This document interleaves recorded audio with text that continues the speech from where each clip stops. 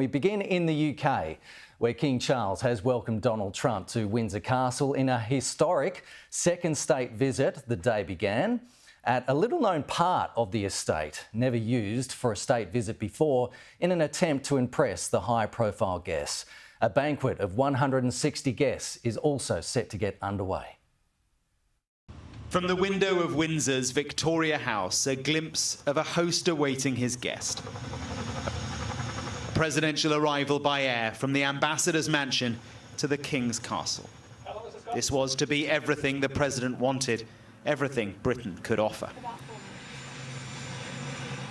Greeted first off Marine One by the Prince and Princess of Wales. Every step of this mapped, planned, choreographed. And watched too. The President and the First Lady, a relationship scrutinised by some, hand in hand. This then the beginning of an unprecedented second state visit, hosted by the King at the request of the government to dazzle a president precisely because he has proved to be a man of such huge, unpredictable consequence.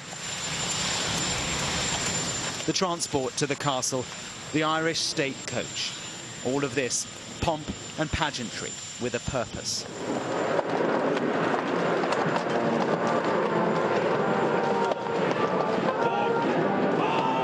Through the California Gate to the sound of the Star-Spangled Banner.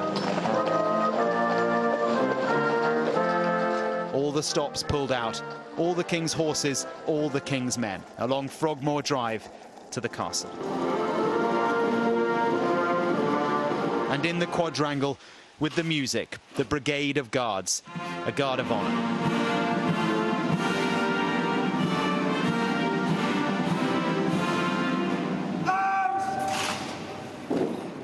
All this for a president who has so proudly, so intentionally upended the world order. His flip-flopping on Ukraine, his on-off alignment with Putin, the tariffs, the language on Greenland, on Canada, his consolidation of power at home, all of that hard for America's allies, but not a reason for distance. No, the calculation by the British government is that all that is a reason to pull him closer, to flatter, to seek to influence.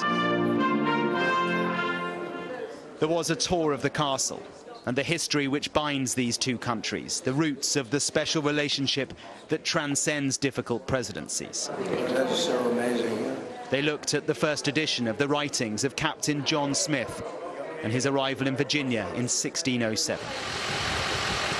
The security planning for all this has been huge. The Beast, his armoured limo, flown over as always, but here to move the president only around the grounds of the castle. To St George's Chapel, a moment to pay his respects to the late Queen at her tomb. And it is a deep respect, that is clear. He has talked so often of his fondness and his affection for her. With the president in the chapel, his key White House staff.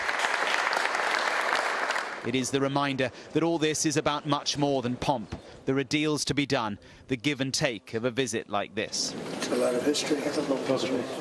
It was the American military who drummed in the afternoon with the Yankee Doodle Dandy.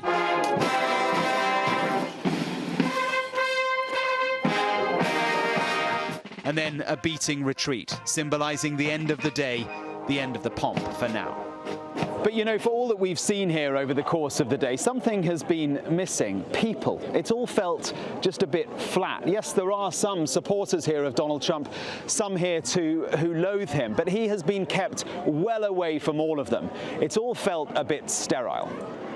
Tonight, the state dinner will have all that we'd expect, but more too. The guest list, many big business names, industry, tech and finance. That will be the focus of the day ahead. Mark Stone, Sky News at Windsor.